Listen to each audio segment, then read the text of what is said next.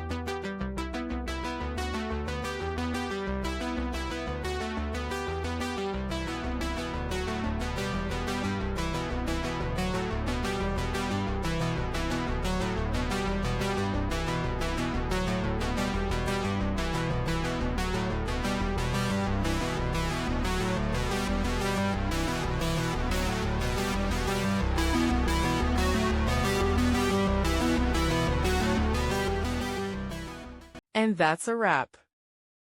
I hope you found the answer you were looking for.